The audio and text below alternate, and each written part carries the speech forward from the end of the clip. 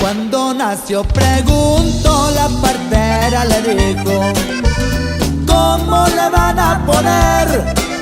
Por apellido él será, Guzmán lo era.